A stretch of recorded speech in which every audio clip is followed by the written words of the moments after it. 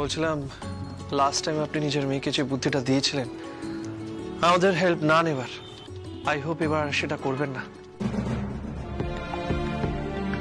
কাল গাড়ি রেডি থাকবে, প্লিজ আপনারা গাড়ি করেই যাবেন।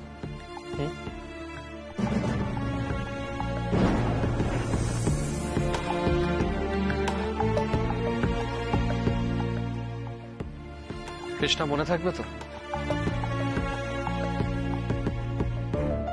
ঠিক আছে বাবুজি, এবার থেকে আপনি যা বলবেন তাই করব।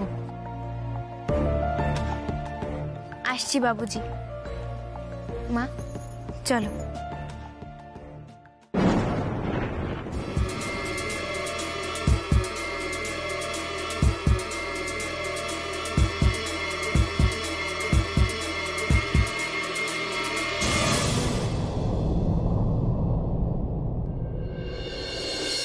আরে নিখিল, দাঁড়িয়ে রইলে কেন? এত করে মেয়েটা বলে গেল, একটু মুখে দে পিঠে।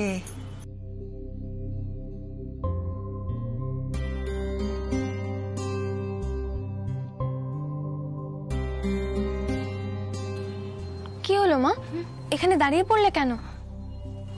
দাঁড়া না মা, ওই পিঠেগুলো খেতে কেমন হচ্ছে একটু শুনে যাই। খারাপ হলে তো ওই দিদিমণিকেই কথা শুনতে হবে। বল। খা।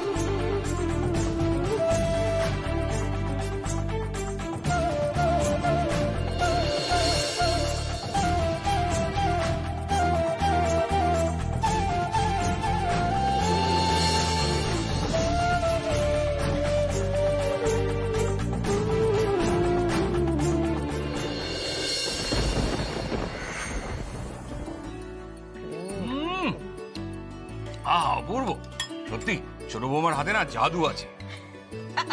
দেখেছো? হ্যাঁ, আমার মেয়ের হাতের বানানো পিঠেকে এমন করছো যেন আর কোনোদিন অন্য কারোর হাতে বানানো পিঠে খাবেই না। সে তো ঠিকই, একবার যে ছোট বৌমার হাতে বানানো পিঠে খাবে সে অন্য কারো হাতে বানানো পিঠে খাবেই না। ইনফ্যাক্ট ছোট বৌমা পিঠে না বানালে এ বাড়িতে পিঠেই হবে না। কিরে নাকি? একদম ঠিক বলেছো বাবা। আর আমি তো ভাবছি একটা দোকান দেবো, আর নাম দেবো কৃষ্ণকলির পিঠে পুলি। আরে আরেকটা দাও না। আচ্ছা বাবা, দিচ্ছি।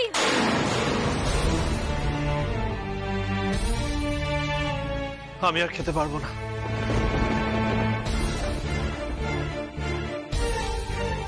কৃষ্ণার মা এইভাবে ডোবালো নাকি? মুখে দেওয়া যাচ্ছে না পিঠেগুলো। কেন, কি হয়েছে নিখিল? ভালো হয়নি?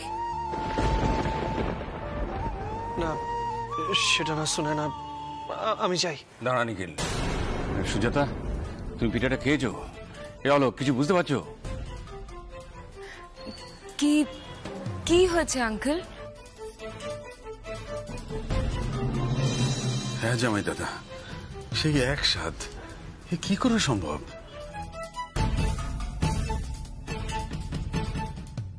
শুনো না, এই পিঠে বানানো তুমি কোথা থেকে শিখেছো?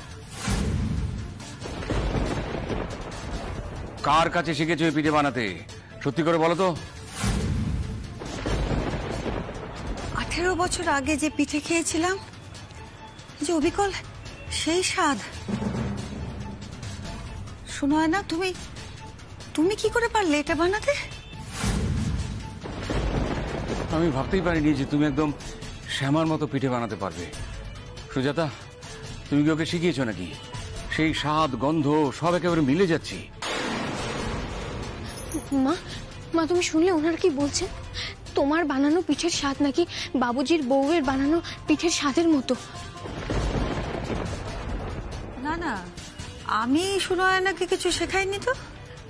আঙ্কেল আসলে এখন তো ইন্টারনেটের যুগ, তাই আমি ইন্টারনেটে অনেকগুলো রেসিপি কালেক্ট করেছিলাম, সেগুলো থেকে মিলিয়ে মিশিয়ে বানিয়েছি। মা, ম্যাডাম জি কি সুন্দর বানিয়ে বানিয়ে কথা বলতে পারেন, দেখেছো? আচ্ছা ঠিক আছে। আর তাছাড়া শ্যামার বানানো পিঠে তো আমি কখনো খাইনি, তাই আমি তো জানি না ঠিক যে কার মতো হয়েছে। আচ্ছা শোনো না, এর ভেতরে তুমি যে পুর দিয়েছো তাতে কি কি দিয়েছো বলো তো? আন্টি আমি একটা কথা বলবো? হ্যাঁ বলো না। বলছিলাম যে ওই কৃষ্ণার মায়ের থেকে যদি আমি মতিচুরের পায়েস রান্না করা শিখে নিই তাহলে কেমন হয়? আমাকে প্লিজ এই সুযোগটা দেবেন, আমি ট্রাই করে দেখতে পারি। শোনো শোনো আয়না, সব কাজ সবার জন্য নয়। পিঠে পুলি বানানো এক, আর মতিচুরের পায়েস বানানো আর এক। এ হলো কৃষ্ণের ভোগ। এ নিয়ে তোমার চেষ্টার ছেলে মানুষই চলবে না তো। আর তোমার ওই ইন্টারনেটের এখানে কোনো কাজই নেই।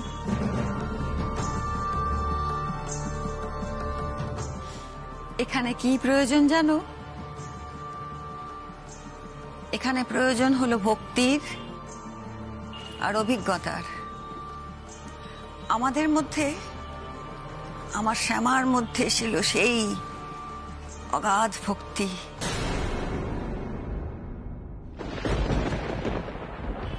ও ছিল কৃষ্ণ ভক্ত।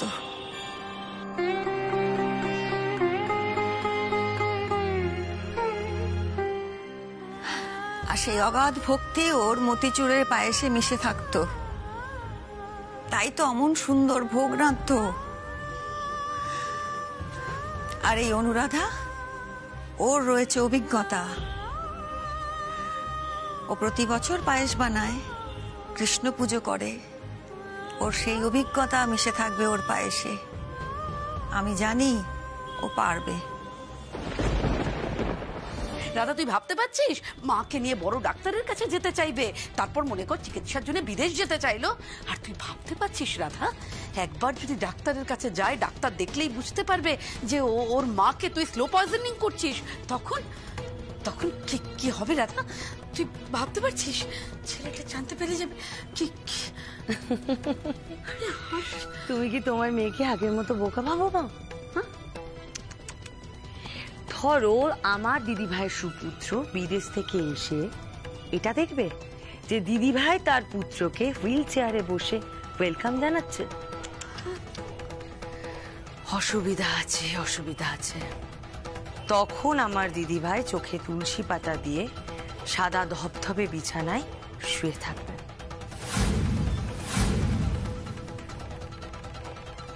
রাধা, আমি না কিছু বুঝতে পারছি না। তুই কি বলছিস আর কি ভাবছিস, আমি সত্যি বুঝতে পারছি না। মানে কি প্ল্যানিং তোর? যেটা ভাবছি সেটাই করব। ইয়েস, যেরকম আমি আমার অতীতকে লুকিয়ে রাজনারায়ণ দত্তকে বিয়ে করেছি, ঠিক একইভাবে পুরোটাকে লুকিয়ে দেব। আসলে কি বলো তো মা, আমার স্বামীটা না বড্ড ভালো, আমাকে সব দিয়েছে, ভালোবাসা দিয়েছে, আদর যত্ন দিয়েছে, প্রচুর টাকা দিয়েছে, বিলাস দিয়েছে। শুধুমাত্র আমার শ্বশুর মশাই ছোট্ট একটা গন্ডগোল করে ফেলল। সেটা কি জানো মা? আমার বর এবং আমার ভাসুরের মধ্যে সম্পত্তিটা ভাগাভাগি করে দিল। এক্স্যাক্টলি। তুমি তো আবার জানো তোমার রাধারানী ভাগাভাগি জিনিসটা পছন্দ করে না, তার সবটা চাই, সবটা। তাই ভাসুরের ব্যবস্থা আমাকেই করতে হলো। রাম রাম রাম রাম রাম রাম রাম রাম। বাবারে, তোর ভাসুরের মৃত্যুটা আমি কোনোদিনও ভুলবো না রাধা। হ্যাঁ, কি নিখুঁত প্ল্যান। হ্যাঁ, এতগুলো মানুষ, কেউ কেউ কোনো সন্দেহ করলো না, প্রত্যেকে বিশ্বাস করে নিল যে ওটা একটা অ্যাক্সিডেন্ট ছিল। এক্স্যাক্টলি, প্রত্যেকে বিশ্বাস করে নিল ওটা একটা অ্যাক্সিডেন্ট ছিল, আমার দিদিভাই ছাড়া। হ্যাঁ, দিদিভাই বিশ্বাস না করে আমায় সন্দেহ করতে শুরু করলো। শুধুমাত্র সন্দেহ করলে ঠিক ছিল, কিন্তু চরম ভুল করে ফেললো কোথায় জানো? যখন আমায় বলে ফেললো।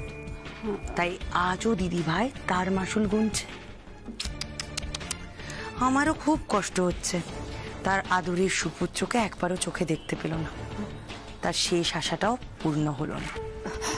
রাধা, সম্পত্তিতে অনিরও ভাগ আছে, সেটা তুই অস্বীকার করবি কি করে? অনির তো আর কোনো অধিকারই থাকবে না। তার কারণ তো সে বেশি দিন থাকবেই না।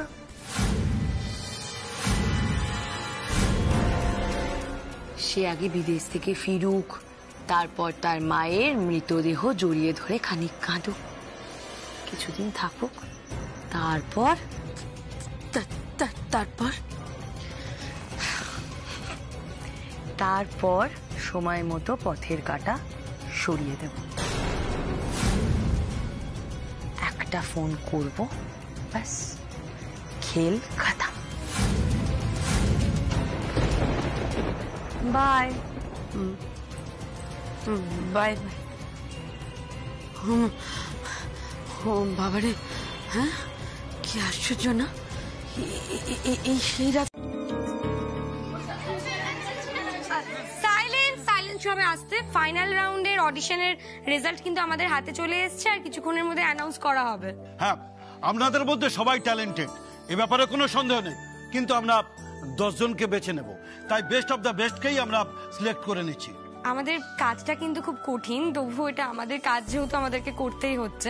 তোমাদেরকে প্রথমেই বলছি কিন্তু তোমরা প্লিজ কেউ মন খারাপ করো না, তোমরা সবাই খুব ট্যালেন্টেড, খুব ভালো গান গেয়েছো, কিন্তু তোমাদের মধ্যে থেকে যারা একটু বেশি ট্যালেন্টেড তাদেরকে আমাদের জাজেসরা সিলেক্ট করে নিয়েছে। যাদের নাম আমি অ্যানাউন্স করব তারা প্লিজ একটু সামনে এগিয়ে আসবেন, কেমন? আর যাদের নাম অ্যানাউন্স করা হচ্ছে না তাদের কাছে আমি আন্তরিকভাবে ক্ষমা চেয়ে নিচ্ছি। প্লিজ তোমরা কেউ মন খারাপ করো না, সবাই খুব ভালো গান গেয়েছো। নেক্সট সিজনে তোমরা আবার অডিশনে নাম দিও, আশা করি তোমরা নিশ্চয়ই সিলেক্ট হবে।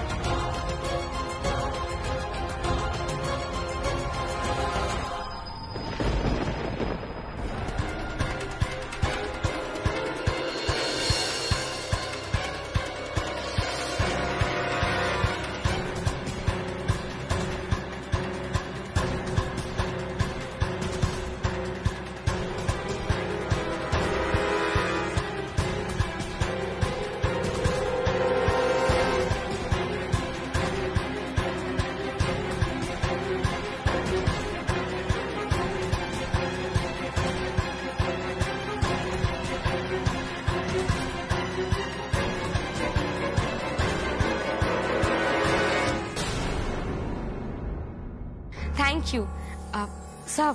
এবার শুরু করি আমরা। হ্যাঁ, শুরু কর। এক মিনিট। হ্যাঁ ম্যাডাম, বলুন। আমার মেয়ের বিষয়টা মাথায় আছে তো? হ্যাঁ ম্যাডাম, চিন্তা করবেন না, সব ব্যবস্থা হয়ে রয়েছে। আপনার টাকাটাও ট্রান্সফার হয়ে যাবে। Thank you madam. You are most welcome.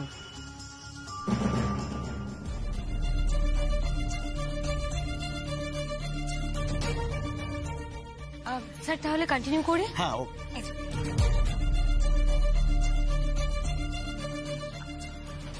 আপনাদের মধ্যে যিনি প্রথম হয়েছেন তার প্রতিভা দেখে আমরা সত্যি সবাই মুগ্ধ হয়েছি। তিনি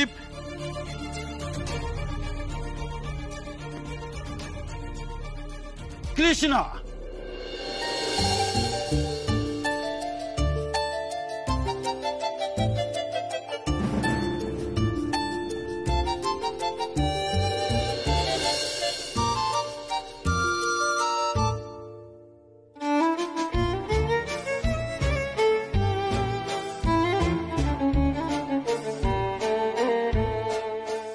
কৃষ্ণা, কাঁদছো কেন? তোমাকে এখন অনেক লম্বা রাস্তা যেতে হবে, এখন কান্নাকাটির সময় নয়। দ্বিতীয় হয়েছেন অম্লান ধর। অম্লান, সামনে চলে এসো, সামনে। সুদূর পুনে থেকে এসছেন। তৃতীয় হয়েছেন শবনম। সামনে চলে এসো, সামনে।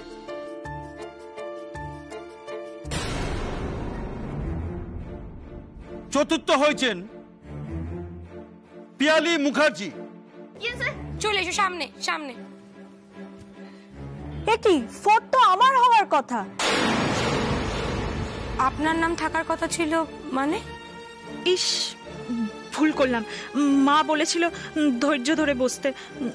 না না, ম্যানেজ করতেই হবে। না মানে আমি ভেবেছিলাম। দেখুন, এরকম ভাবনা কিন্তু একদম ঠিক নয়, কেমন? যোগ্যতা অনুযায়ী এখানে নাম ডাকা হচ্ছে, আপনার যোগ্যতা থাকলে আপনাকেও ডাকা হবে। Sorry madam. পঞ্চম হয়েছেন রায় দত্ত।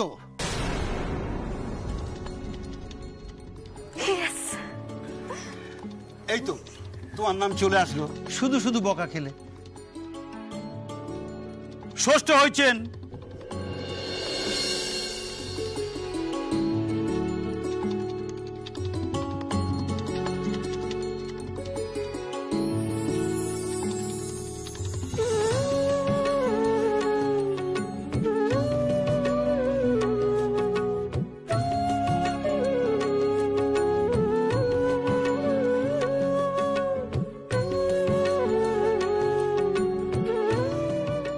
সবাইকে ধন্যবাদ। এরপরে মধুমিতা আপনাদেরকে সব বুঝিয়ে দেবে। তোর মায়ের রান্না কি ভালো না? কেউ খেতে পারবে না? বল না মা, আমি কি ভালো রান্না করতে পারি না? মা, আমি কি কথা একবারও বলেছি বলো? কিন্তু বড় লোক বাড়িতে এরকম এক গলা ঘুমটা দিয়ে থাকলে চলবে? হ্যাঁ, তখন সবাই তোমাকে সন্দেহ করবে না? দেখো, বড় লোক বাড়িতে কত দামি দামি জিনিস থাকে, হয়তো অন্য কেউ দোষ করলো, দোষ করে তোমার উপর চাপিয়ে দিল, তখন তো তুমি কিছু বলতেও পারবে না। আর তো তুমি মুখও দেখাও না, তখন কি করে চলবে বলো? তখন তো সত্যি তোমার উপর মালিকের সন্দেহ হবে, সবাই তো তোমাকে অপমান করবে। মা, করুক অপমান, করুক, আমি জানবো, আমার কৃষ্ণ জানবে যে আমি কোনো দোষ করিনি। এরপর আমার আর কিচ্ছু চাই, কিচ্ছু না। আমি আমার মেয়ের জন্য সব অপমান সহ্য করে নেব, সব অপমান, সব কষ্ট সহ্য করে নেব। মা, না মা, না, আমি করতে পারবো না। আমি দেখেছি বেশিরভাগ বড় লোকেরাই মনে করে গরিবরা লোভী হয়, চোর হয়। মা, এরকম জায়গায় আমি তোমাকে কাজ করতে পাঠাতে পারবো না। মা, আমার মায়ের অপমান সহ্য করার আগে আমি মরে না।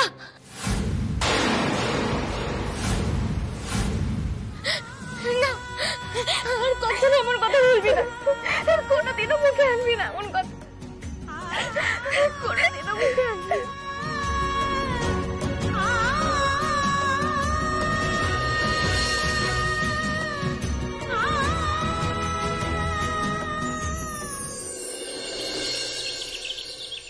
ওঠো ওঠো সজ্জাই রে ঝিকিমিকি।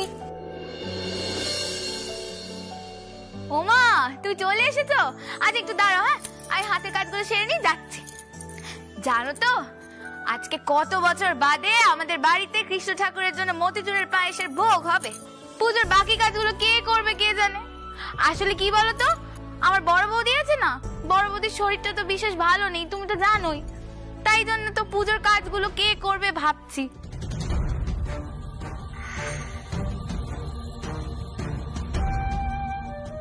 আর এই বাড়িতে পুজোর কাজের জন্য বড় বৌদি ছাড়া তো আর সেরকম কেউ নেই। আর পুজোর কাজ কি কম ঝোঁক কি বলো?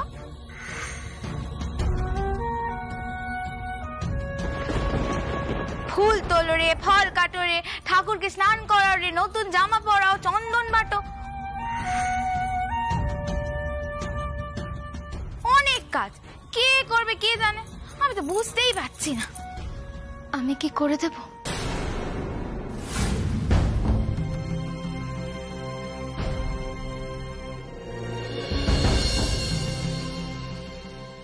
উমা, তুমি আমার নিজে থেকে কথাও বলো। এই তুমি কি বললে গো? তুমি বললে না তুমি নিজে থেকে পুজোর সব কাজ করে দেবে, এটাই বললে তো, বলো পারবে? সে অবশ্য তুমি পারবে না তো কে পারবে? আমাকে তো কৃষ্ণা বলেই ছিল তুমি বহু বছর ধরে কৃষ্ণ ঠাকুরের পুজো করো, তাই তো ওই পায়েসটা রান্না করতে পারো। আচ্ছা তুমি একটু দাঁড়াও, হ্যাঁ, আমি গিয়ে মা আর বড় বৌদিকে জিজ্ঞাসা করে আসি, তারা যদি অনুমতি দেন তাহলে তুমিই কাজগুলো করো, ঠিক আছে? দাঁড়াও। বড় বৌদি, ও মা, উঠে চলে এলে? তোমাকে আমি বলেছিলাম বিশ্রাম করতে, কোনো কথা শোনো না তুমি আমার। আরে বাবা, আমার শরীরটা আজকে ভালো আছে, আর কতক্ষণ ওইভাবে শুয়ে বসে থাকবো বলতো? ও হ্যাঁ, ও কি বললো আমি শুনেছি। অনুরাধা যখন চাইছে ও করুক না, ভালো তো। আর ও জোগাড় করছে জানলে মাও আপত্তি করবে না। ঠিকই বলেছো, তাহলে অনুরাধা দিদি সব কাজগুলো করুক। আচ্ছা অনুরাধা দিদি, তুমি তাহলে ওই ওপরে নিরামিষ রান্নাঘরে চলে যাও, যেখানে ওই বেনারসি পিঠে বানিয়েছিলে। আমি সব জোগাড় যন্ত্র করে দিয়েছি, চিনতে পারবে তো? তুমি আগে পায়েসটা রেঁধে নিও, তারপর আমি তোমাকে ঠাকুর ঘরে নিয়ে যাব। তুমি সেখানে গিয়ে পুজোর জোগাড় যন্ত্র করে দিও। শোন না বিজলি, তুই বরং গিয়ে কাজগুলো সার, আমি ওর সাথে যাচ্ছি। ও পায়েস রান্না করবে, আমি পাশে দাঁড়িয়ে দেখব। আগে শ্যামা থাকতে কিভাবে পায়েস রান্না করতে হবে এগুলো দেখতেই হয়নি, কারণ জানতাম ও আছে, ওই সব সামলাবে। এখন মনে হয় শিখে রাখলেই ভালো হতো।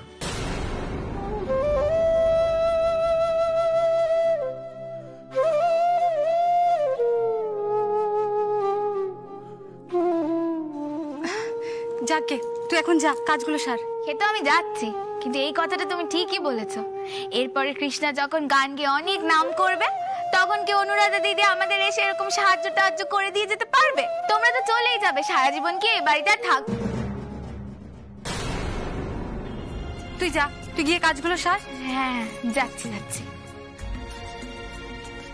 তুমি এসো আমার সাথে।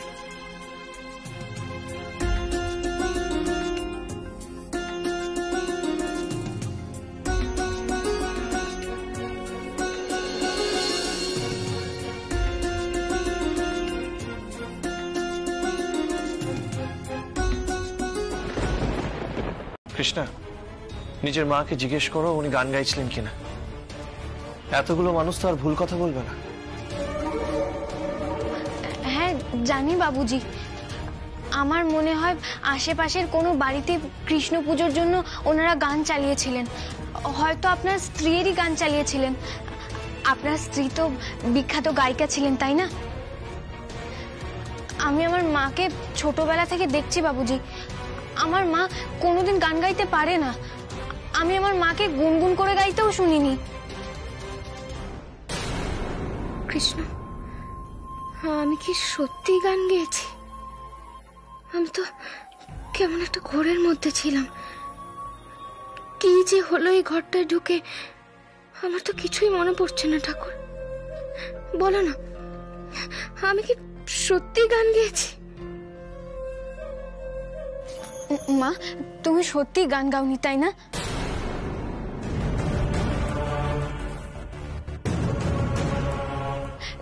দেখুন বাবুজি, মা বলছে মা গান গায়নি। আপনারা সবাই একটু বিশ্বাস করুন। বিজলি মাসি, তুমি একটু খোঁজ নিয়ে দেখো না আশেপাশের কোনো বাড়িতে কিষেনজির পুজো হচ্ছে কিনা। থাক, কোনো দরকার নেই। মা, আমার মনে হয় কৃষ্ণা ঠিক বলছে। শ্যামা আমাদেরকে এমন একটা আঘাত দিয়েছে যেটা আমরা কিছুতেই ভুলতে পারছি না। এই জন্য মা আমি তোকে বারবার বলেছিলাম বাড়িতে কৃষ্ণ পুজো করো না। যদি পুজো না হতো তাহলে এইসব ভাবতে হতো না। এটলিস্ট এসব কি বলছিস নিখিল? ঠিক বলছি, একদম ঠিক বলছি। শ্যামা ইজ পাস্ট। প্লিজ প্লিজ তোমরা সবাই এটা মেনে নাও। শ্যামাকে নিয়ে প্লিজ ভাবা বন্ধ করো, আর তাড়াতাড়ি পুজো শেষ করো প্লিজ। এসবের মধ্যে আমি তো ঠাকুরকে পায়েসটা দিতেই ভুলে গেছি। না না, পুজোটা অসম্পূর্ণ থেকে যাবে।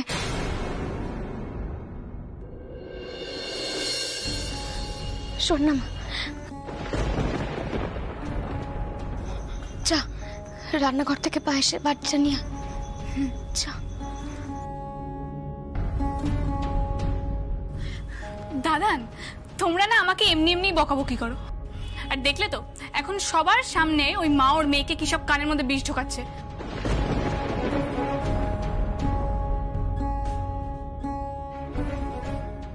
আহ মুন্নি, এ আবার কি কথা? আর আমরা যখন বড়রা এখানে কথা বলছি, তুমি তার মাঝে কথা বলছো কেন? মা, মতিচুরের পায়েস। মা,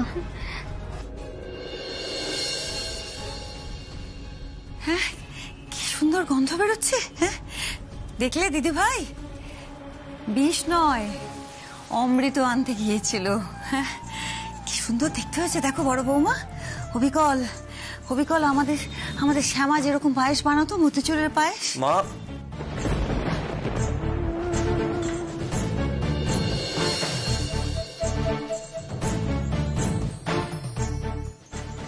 মুখ ঘুরিয়ে কোনো লাভ নেই।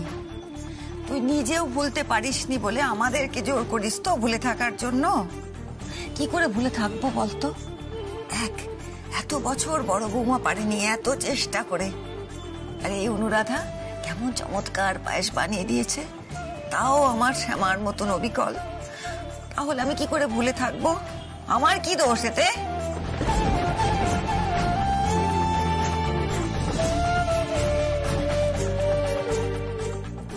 কৃষ্ণা, তোমার মা এই পায়েস আগে বানিয়েছেন?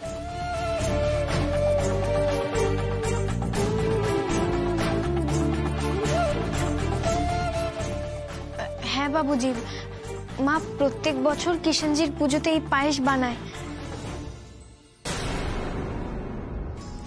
দাদান, তুমি আমাকে যতই বকো না কেন, আমি একটা কথা বলতে বাধ্য হচ্ছি। উনি তো দিব্যি ওনার মেয়ের সাথে কথা বলেন, আর আমরা এলেই উনি মুখে খুলে পেটে দেন কেন? এই কৃষ্ণা, তোমার মায়ের সমস্যাটা কি বলো তো? সারাক্ষণ এরকম ক্রিমিনালদের মতো মুখ ঢেকে থাকে কেন?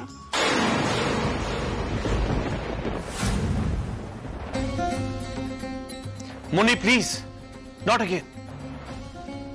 আমরা ওনাকে সাইকিয়াট্রিস্টের কাছে নিয়ে যাব। আই এম শিওর এইসব প্রবলেম সলভ হয়ে যাবে। আমি তোমাকে রিকোয়েস্ট করছি, এরকম ভাবে কথা বলে ওনার সেন্টিমেন্টস হার্ট করবে না মনি।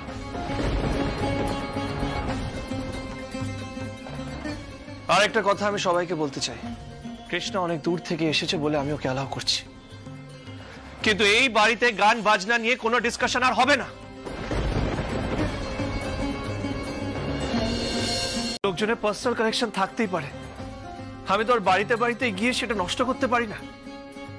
কিন্তু কেউ যদি সেটা ইন্টারনেটে আপলোড করার চেষ্টা করে, তার এগেইনস্টে আমি 5 কোটি টাকা ক্ষতিপূরণ চাইতে পারি। কেউ যদি ফাংশনে শ্যামার গান বাজানোর চেষ্টা করে, তার এগেইনস্টেও আমি কেস করতে পারি।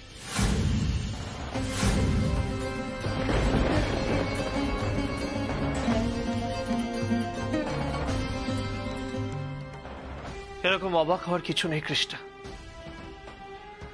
শ্যামা যেমন আমার পুরো পরিবারকে মানসিকভাবে ক্ষতিগ্রস্ত করেছে, ঠিক সেইভাবেই মানুষের মন থেকে আমি ওর গান মুছে ফেলার চেষ্টা করেছি। আর আই এম শিওর এতদিনে শ্যামার গান সবাই ভুলে গেছে। কৃষ্ণকলির কথা কারোর মনে নেই। 18 বছর হয়ে গেছে, কত নতুন গায়ক গায়িকা এসছে, তুমি আসবে, কৃষ্ণকলির কথা কারোর মনে নেই, কারোর না।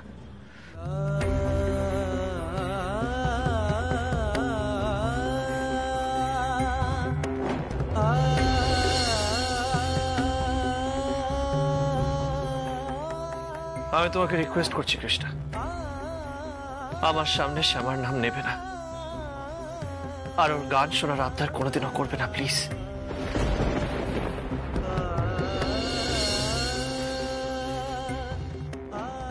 আমাকে যদি একটু সম্মান করে থাকো, আমার এই রিকোয়েস্টটা রেখো কৃষ্ণা।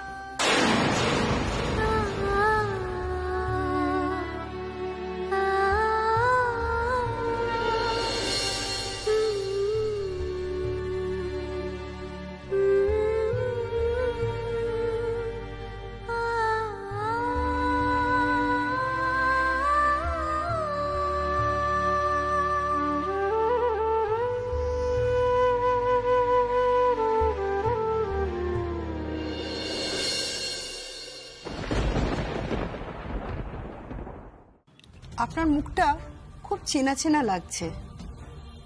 কি সুন্দর সারল্য আপনার মুখে। এমন মুখ ঢেকে রাখেন কেন আপনি? আচ্ছা, ভেবে বলুন দেখি, পুরনো কিছু মনে পড়ে আপনার?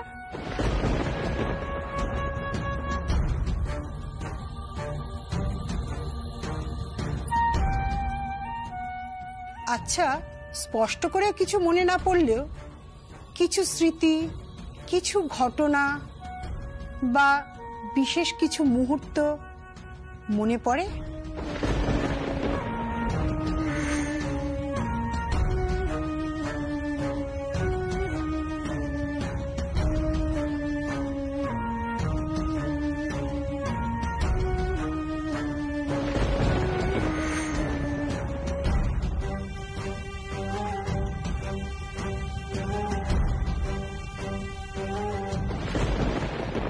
আচ্ছা, এতদিন যে এই শহরে এসেছেন, রয়েছেন, বাড়ি থেকে বেরিয়েছেন?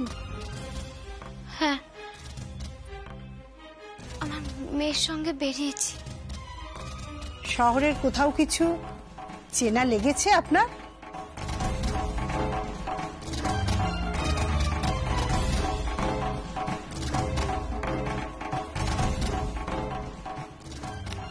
আচ্ছা, আপনার মেয়ে বলছিল কলকাতা থেকে বেনারসগামী ট্রাকে আপনি অজ্ঞান হয়ে পড়েছিলেন, তখন কেউ আপনাকে উদ্ধার করেছিল। তখন কি আপনার জ্ঞান এসেছিল? কিছু মনে পড়ে? না। আচ্ছা, ওখানে জ্ঞান ফেরার পর আপনার সবকিছু মনে আছে? ওখানে কে আপনাকে রক্ষা করলো, আপনার মেয়ের জন্ম, আপনি কোথায় থাকতেন, সব মনে পড়ে?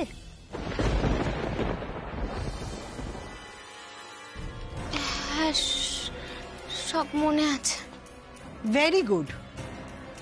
আচ্ছা, এখানে আসার পর থেকে রাস্তাঘাট চেনা লাগেনি, ঠিক আছে, কোনো মানুষজন চেনা লাগেনি?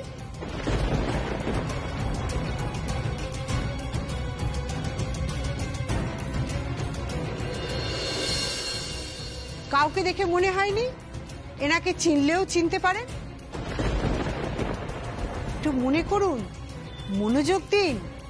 এখানে আসার পর থেকে যা দেখেছেন, যা শুনেছেন, একটু মনে করার চেষ্টা করুন।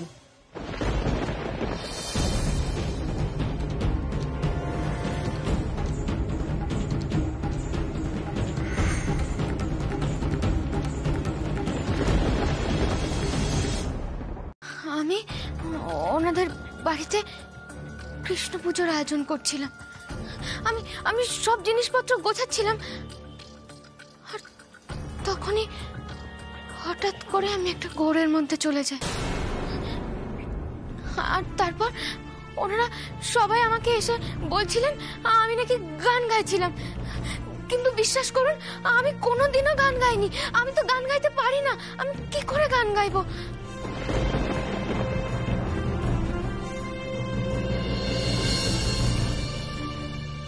আচ্ছা, একটু মনে করার চেষ্টা করুন তো, আপনি কি সত্যি গান গেয়েছিলেন? না না, এটা মনে করার কি আছে? আমি তো এখন কিছু ভুলে যাই না, আমি পুরনো সব কথা ভুলে গেছি। আমার কথা বিশ্বাস না হলে আপনি আমার মেয়ের কাছে গিয়ে জিজ্ঞাসা করুন। কিন্তু পুজো করতে গিয়ে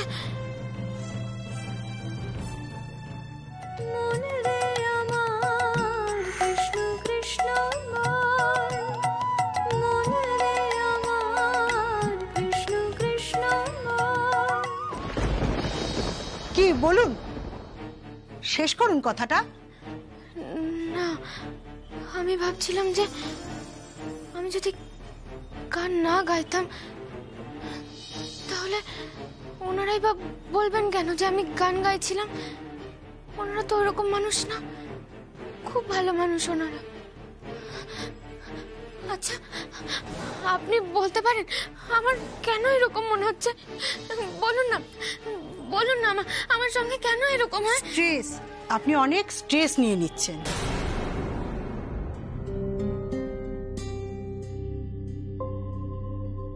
কিছু হবে না, চলুন বসুন তো, বসুন, এখানে বসুন, সব ঠিক হয়ে যাবে। বসুন বসুন বসুন। আপনার না কয়েকটা টেস্ট করতে হবে, মাথার কয়েকটা টেস্ট করতে হবে। এই যে দীর্ঘ সময় ধরে আপনার স্মৃতি নষ্ট, সেটা কেন? কোনো ব্রেনের টিস্যু ড্যামেজ আছে কিনা, কোনো ক্লট আছে কিনা, সেগুলো তো পরীক্ষা নিরীক্ষা করে দেখতে হবে আমাদের। কিন্তু তার আগে আপনি আমাকে একটা অন্য কথা বলুন তো। এই যে আপনি সবসময় ঘোমটা দিয়ে থাকেন, সেটা কেন? শুধুই লজ্জা?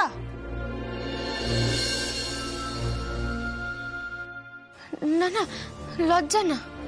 ভয় লাগে, তাই তো? কিসের ভয় আপনার? আপনি তো কাউকে চেনেনই না। এই যে আপনি আমার সাথে কথা বলছেন চোখে চোখ রেখে, এতে কি সত্যি কিছু ভয় আছে?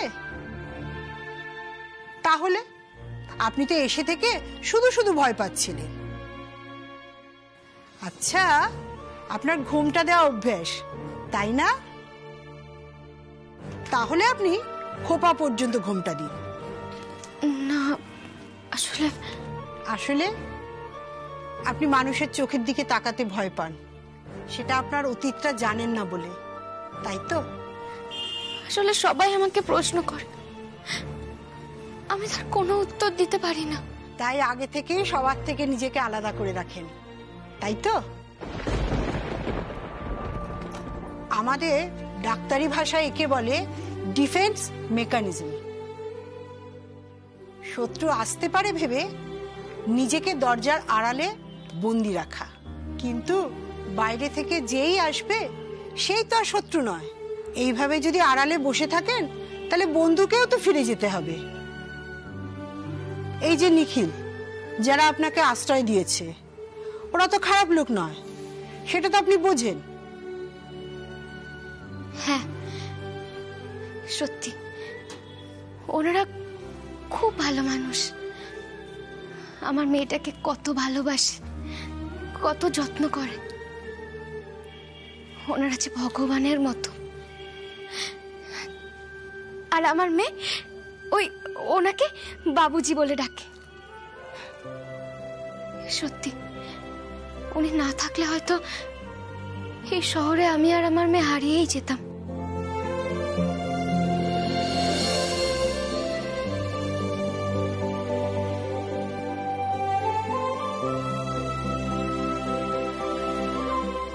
আপনাকেও তো ভালোবাসে, আপনাকে যত্ন করে, তাই তো আমার কাছে নিয়ে এসছে। শুনুন, ভালোবাসা মানে পারস্পরিক সম্মান। উনি আপনাকে সেই সম্মানটা দিচ্ছেন। আপনার কি উচিত এভাবে ওনাদের থেকে নিজেকে আড়াল করে রাখা?